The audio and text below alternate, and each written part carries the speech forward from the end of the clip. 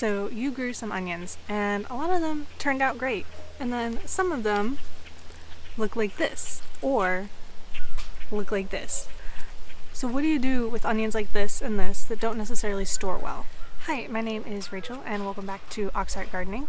So when you're growing onions and you end up with some less than ideal looking onions, you don't have to toss them straight in the compost pile. They're still perfectly usable. This tiny one you probably could, but to me, I say, what's the point? I might as well put it in with all this other stuff I'm doing for my split onions so that I can have a usable amount of preserved onion aside from all of the fresh onion that I have cured for long-term storage. Now, everything that I'm going to show you in this video, you could use with perfectly good onions. You could go buy onions from the store and do this. You could use this with any kind of onion that you are growing. It doesn't have to necessarily be just the ugly ones, but I think this makes me feel a lot better about growing ugly onions when I can take all of them and put them into a preservation technique like this. This wouldn't be an Auxhart video without a quick cameo from Kata and Draco. Alright, so I forgot to mention outside, a third type of onion you will definitely need to store a different kind of way. This onion, it looks fine at first glance, but then if you notice, it's got this big thick stalk in the middle, and there was a flower at the end that I pulled off. And an onion like this, even though it looks fine on the outside, I'm going to cut into the inside and show you. Okay, so I've just cut this open, and you can see this bit right here that's fallen off. This is from the stalk in the middle, from the flower stalk that got sent up. And you can see it's starting to get hollow in the middle here. And a lot of times this is actually a very good looking onion as far as onions that have gone to seed look. But a lot of times this area right in here that is hollow will extend down into the bulb of the onion, and it will collect bacteria. It also holds air. And it just makes it that these won't store super well long term, because for them to store long term, you want no air on the inside and you don't want any bacteria. And having a cavity like this harbors both air and bacteria. Okay, so all that being said, what can you do with onions like this that don't store very well? Well, first of all, you can just eat them raw, or I guess eat them fresh. You could eat them raw if you wanted to. Fresh onions are actually sweeter than stored onions because when you first pick them, there's a lot of sugars in the bulb, and during the curing process, those sugars get replaced with the more pungent compounds that we know onions to be. But that aside, you could cut them up fresh, put them in your cooking. That's totally fine as long as they look fine. They're fine. If they actively have mold on them and stuff like that, you can do like you would any onion that you maybe let sit in your pantry too long and keep pulling off layers until it looks good and use the part that looks good. But if you want to preserve them for later, say you've got 50 onions that aren't storable, what do? Well, you can pickle them, and I'm not showing you this today because I actually don't like pickled onions.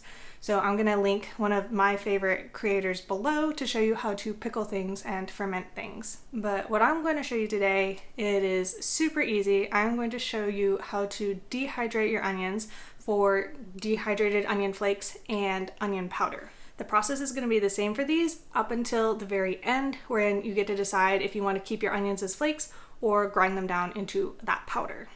A careful viewer might notice that up here I have a dehydrator, but I'm not using that today. I have heard that putting things like onions and garlic in your dehydrator, like it leaches into the plastic and it makes them smell basically forever.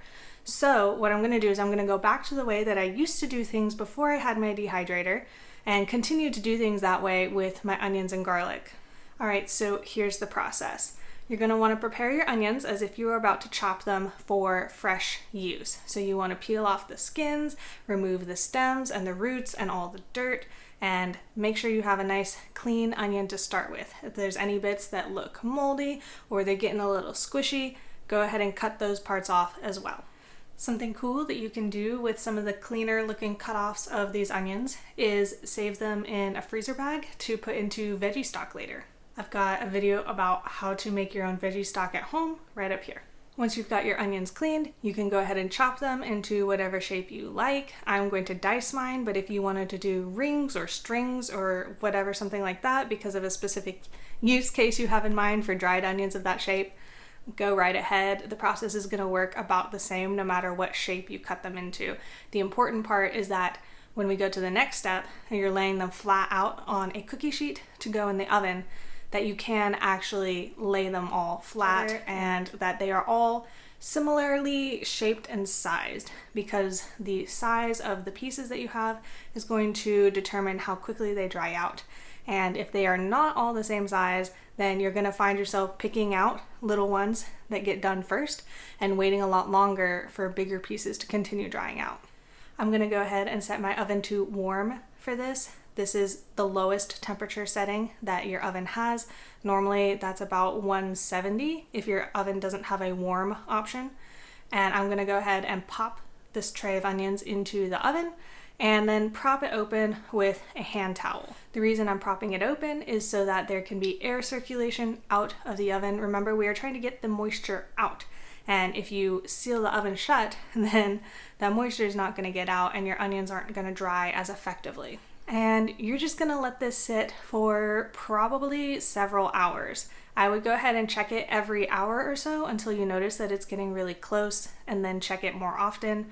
I'm going to put here on the screen how much time mine took. And then at this point, you can just pour all your onion flakes into a container to store. I would definitely recommend a sealed spice container or a jar or something that you can just make sure to keep the moisture out of.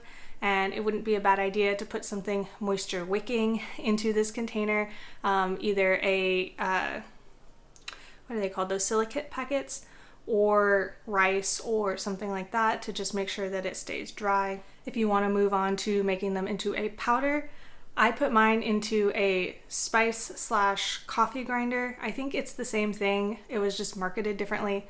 So I put mine into my coffee grinder that is designated for spices only, basically, and I grind them up real fine. Again, put them into a spice container, and that's it. You're done. Store in a cool, dry place. You've heard that all before, and enjoy. Alrighty, so it is the next day. I let those dried out onions sit in the oven overnight as it cooled, because I was not about to deal with that late at night. That one tray made all of this onion powder, so hopefully that gives you a good gauge for how much you can make with your onions. Alrighty, if you have any other questions, please leave them in the comments below, and I will see you next time. Until then, I wish you happy gardening.